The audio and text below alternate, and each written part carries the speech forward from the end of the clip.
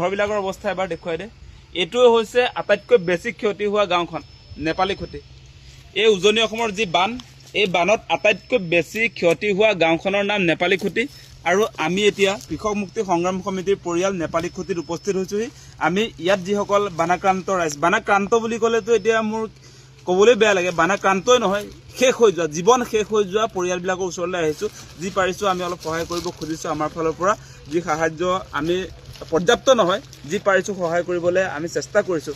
আৰু আপোনালোকে চাওক কি অৱস্থা, এই টিংপাতৰ এই ঘৰ এটা কেনেকৈ আপোনাৰ ভাগি ছিগি পৰি আছে চাওক। সেই ঘৰটো দেখিছে, ট্ৰেক্টৰ এখন যে আছে, সেই অৱস্থা। সেইবিলাক টিংপাত ক'ত চেদেলি ভেদেলি হৈ আছে চাওক। সেই ঘৰটোলৈ চাওক কেনেকুৱা এটা অৱস্থা হ'ল এই বানপানীটো। আপোনালোকে ছবি দেখিলে গোটেই কথাটো আচলতে আপোনালোকৰ এটা ধাৰণা কৰিবলৈ পাৰিব।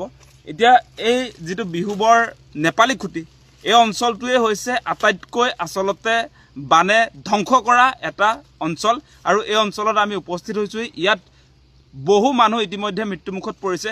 আৰু সেইফালে আমি আহি থাকোঁতে দেখিলোঁ তাত বহুত গৰু, আচলতে গৰুৰ মৰাশ পৰি আছে। কিমান মানুহৰ ইয়াত অনিষ্ট হ'ল সেই কথাটো এই অঞ্চলটোত যেতিয়ালৈকে নাহিব তেতিয়া কোনো মানুহে নাহিলে আচলতে উপলব্ধি কৰিব নোৱাৰিব।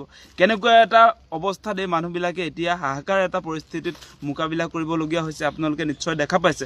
গতিকে এই যি বিহুবৰ এই যি নেপালী খুঁটি, এই নেপালী খুঁটিৰ যিসকল বাসিন্দা, আপোনালোকে জানে নেপালী সম্প্ৰদায়ৰ লোকসকল আছিলে। সেই নেপালী সম্প্ৰদায়ৰ লোকসকলে তেওঁলোকে গোপালক আছিলে, গোপালন কৰি তেওঁলোকে জীৱন নিৰ্বাহ কৰি আছিলে, শান্তিপ্ৰিয় এটা জাতি। গতিকে এই মানুহবিলাকৰ যিমান গোধন আছিলে গোটেইবিলাক এতিয়া পানীত উঠি গ'লে। এটাও গৰু দেখাই নাই।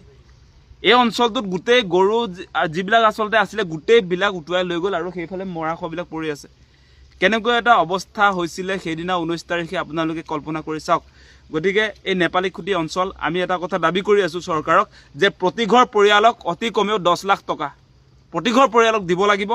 তাৰ সমান্তৰালভাৱে যিসকল মৃত্যু হৈছে, মৃত্যুৰ পৰিয়ালটোক কেৱল 4 লাখ টকা দিয়ে দায়িত্ব সামৰিলে নহ'ব চৰকাৰে। কাৰণ এই যিটো প্ৰলয় আহিলে, এই যিটো ধ্বংসলীলা চলিল, এই ধ্বংসলীলাৰ আঁৰত কিন্তু কেৱল প্ৰাকৃতিক দুৰ্যোগ নহয়, এই ধ্বংসলীলাৰ আঁৰত অবৈধ কয়লা খনন, অবৈধ যি আচলতে শিল বালি ইয়াত যিবিলাক মাফিয়াই আচলতে অবৈধভাৱে খনন কৰিছে, তেওঁলোকৰ কাৰণেই আজি এই ধ্বংসযজ্ঞটো চলিলে। চাওক কি অৱস্থা হৈ গ'ল।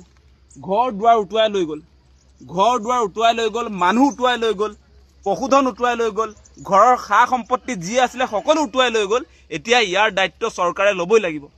কাৰণ এই চৰকাৰৰ লগত মিলি, বিজেপি চৰকাৰৰ লগত মিলি একাংশ মাফিয়াই যিবিলাকে কয়লা খনন কৰে অবৈধভাৱে, যিবিলাকে অবৈধভাৱে শিল বালি নদীখন খনন কৰি যি ধৰণে বৰবাদ কৰি পেলালে, সেই কথাবিলাক আপোনালোকে নিশ্চয় লাহে লাহে গম পাইছে এতিয়া।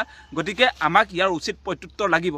কেৱল এই আমাৰ অসমৰ সম্পদ লুটি থাকিলে নহ'ব, আমাৰ সম্পদ কয়লা লুটি থাকিলে নহ'ব। এই বেপাৰীবিলাকৰ লগত মিলি চৰকাৰে যি ধৰণৰ অবৈধ কয়লা আচলতে চিণ্ডিকেট চলায়, সেই চিণ্ডিকেট চলাই কোটি কোটি টকাৰ মালিক হ'লে এই বেপাৰী সন্থাক আমি তেনেকৈ আচলতে ৰাইজক শোষণ কৰি অসমৰ সম্পদ ধ্বংস কৰি যি ধৰণে অগাধ সম্পত্তিৰ মালিক হৈছে, সেইবিলাক সদায় আমি চাই আচলতে চকুমুদি নাথাকিম। কোনো কাৰণতে এনেকুৱা অন্যায় আমি মানি নলওঁ। আমাৰ কথা স্পষ্ট।